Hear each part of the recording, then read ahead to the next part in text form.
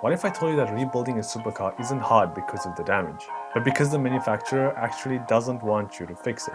If you watch people like Matt Armstrong, you'll know that independent rebuilders like him all over the world are buying wrecked Ferraris, Lamborghinis, Porsches, and even Bugattis, and bringing them back to life for a fraction of the original price.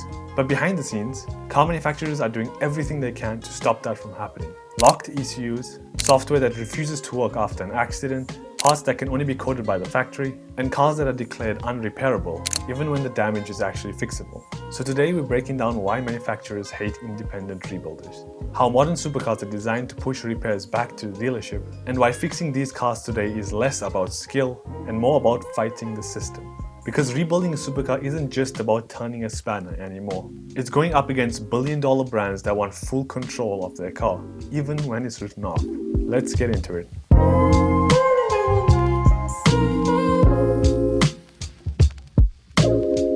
Okay, we're gonna start with the biggest reason these companies make repairs so difficult. And I know what you might be thinking, safety, right? No, it's about control. And that might sound a bit controversial, but when you break down how modern cars are designed and sold, the pattern becomes a bit more clear.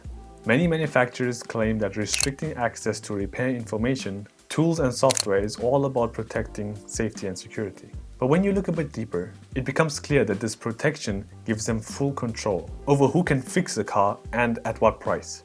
A modern car is not just built out of mechanical parts anymore. They are heavily software driven, and proper diagnostic tools and repair procedures are often only available to main dealers and certified repair shops. And that's exactly how they want it to be. Think about it this way. In the past, if you bought a car, you basically owned it. You had the keys, you had the shop manuals, you had access to part diagrams, and a local mechanic could fix almost everything on it. That meant if something went wrong, you had choices. You could go to a dealer, you could go to an independent garage, or you could even do the repair yourself. But here's the thing, if you chose to go to an independent repair shop or do the repair yourself, the manufacturer is not profiting out of that repair. And they want that control back. They want to own your pocket. And today's vehicles, especially new Ferraris, Lamborghinis, McLarens, and so on, are loaded with computers, sensors, safety networks, anti-theft systems, and software locks. Most of these systems communicate over networks that are only fully unlocked with manufacturer-specific diagnostic tools and credentials. Without those, you can't even see what's wrong, let alone fix the car. And this is something rebuilders have been complaining about for years. And it actually became a real political issue. In the United States, as well as the UK, lawmakers are actively debating bills like the Right to Repair Act, which would force automakers to share diagnostic information and repair procedures with independent shops and customers. The reason these bills are even necessary is because these car companies don't currently have to provide access. They can keep it behind closed doors if they choose. That means that if your car is damaged, even if the mechanical parts are relatively easy to fix, you can be blocked simply because the computer doesn't talk to the car, unless it's Ferrari, McLaren, or Lamborghini approved. And that brings me on to the inflated repair prices and insurance. Since they have this control over parts, software, and who's allowed to work on these cars, that means that manufacturers can control the price of repairs. And that's where things start to get seriously inflated. Once the car is locked behind dealer-only diagnostics and restricted parts supply, the owner really doesn't have any choice. You can't shop around, you can't get competitive quotes, and you can't go to an independent specialist, even if they're more than capable of doing the work. Because of this, repair prices are often set a lot higher than the actual cost of the repair. A relatively minor accident, something that would be repairable on most cars, suddenly becomes a 5-figure bill. And this is not because the damage is extreme, but because the repair must go through approved channels, using brand new OEM parts, dealer labor rates, and manufacturer-mandated procedures. In many cases, parts that could easily be repaired and refurbished are instead required to be replaced entirely. And this is where the insurance companies come into the picture. When repair estimates are artificially high, insurers are far more likely to write off cars as total losses. A car is considered a write-off when its estimated repair cost is pushed close to or above its market value. And because manufacturers and dealers control parts, labor, and repair access, those costs are often inflated, making it more profitable for insurers to pay out and dealers to sell the customer a brand new car instead of fixing the old one. So these inflated repair costs isn't about safety or quality. It's about maintaining control over this ecosystem. High repair costs protect the brand image, push customers towards buying new cars, and keep money flowing into dealerships and approved repair networks. The problem is that the customer ends up paying the price, either by massive repair bills or by losing a perfectly fixable car altogether. And that's where independent rebuilders, who find ways around those barriers, become the real threat to this control system. You see, independent rebuilders expose the system. When the same car is repaired outside the dealer network using repaired components, second-hand OEM parts, or alternative methods, the final cost is often a fraction of the original quote. The car ends up just as roadworthy, just as safe, and fully functional. Yet the manufacturer-approved estimate might be 2 to 3 times higher. A good example of an independent repairer is someone like Matt Armstrong, one of the most well-known car rebuilders on YouTube. He buys written-off supercars and rebuilds them, using second-hand and cross-reference parts instead of paying full dealership prices for the repair. And if you want to see how much money he actually saves rebuilding cars this way, I've already covered exactly how much money he saves in this video right here. And trust me, the amount will genuinely shock you. His work shows exactly why independent repairers are such a threat to this system. And this isn't just a theory, it's happening right now. Matt is currently trying to repair a crash-damaged Bugatti Chiron, one of the rarest and most complex hypercars ever built. And if you are following along that journey, you'll know that the real problem is that Bugatti will not sell them parts. Despite their efforts and requests, as of now, Bugatti simply wouldn't sell parts to independent rebuilders.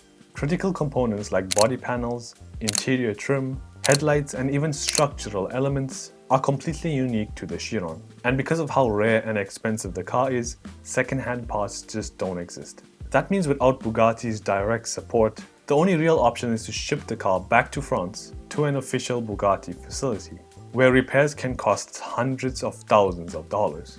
And like this, they are simply able to control who's allowed to fix their car, how they are fixed, and how much it's going to cost. This is exactly why manufacturers use these methods to stop people like Matt Armstrong and other independent rebuilders. Because once you take control away from the dealer, the next best option is control through software. Like I said, modern supercars aren't just mechanical machines anymore.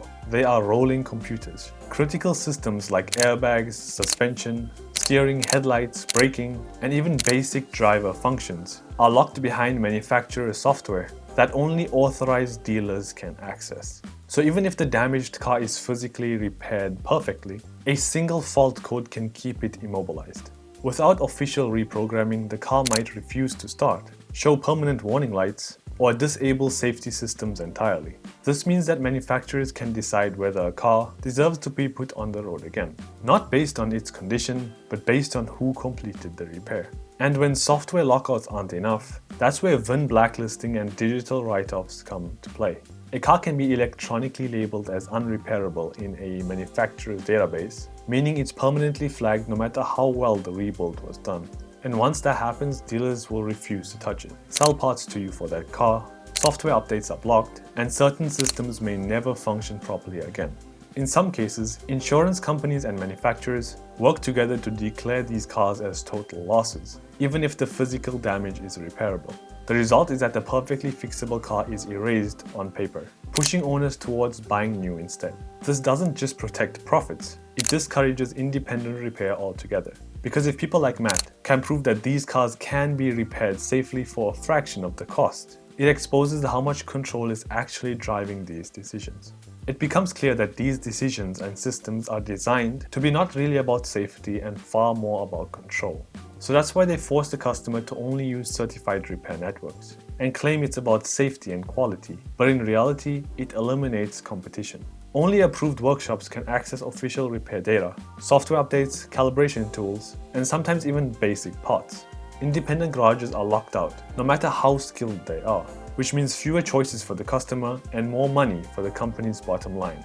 Once you're inside that certified system, prices are set, alternatives disappear, and the manufacturer keeps full control of how and where the car is repaired. They choose to repair parts that can be fixed just to make more money. And here's the irony. These same manufacturers constantly talk about sustainability, being carbon neutral and building a cleaner future, yet their repair policies actively create more waste. When a perfectly repairable car is written off, that car doesn't just disappear, it becomes waste. All the energy, materials, and emissions that went into mining the materials, producing the carbon fiber, manufacturing the electronics, and shipping the car are effectively thrown away. And pushing owners toward buying a brand new replacement is starting the process all over again. New materials, new factories, more transport, and a higher carbon footprint. All because repairing the original car was made intentionally difficult. And doing so doesn't align with the business model of constant new sales. But despite all of these barriers, people like Matt still exist. And they keep trying to fight back for their right to repair. But these big manufacturers don't want to surrender any control to give it to them. That's why they don't want them. Because every time someone proves that a car written off by the system can be safely, legally, and economically repaired, it exposes how fragile the system really is. Independent rebuilders aren't cutting corners. They're cutting through inflated pricing, unnecessary part replacements, and artificial restrictions that were never about safety to begin with. Matt, as we know, is taking on cars that manufacturers and insurers say are impossible or uneconomical to fix, and proving them wrong by using second-hand parts, cross-reference components, and real mechanical knowledge instead of dealer-only solutions. He shows what these cars actually cost to repair. And if you want to see just how much he saves with this approach, the video is linked right here. I shall say it again, the amount he saves is insane. So yeah, that's it for me. I do hope you guys enjoyed. Like, subscribe, and thanks for watching.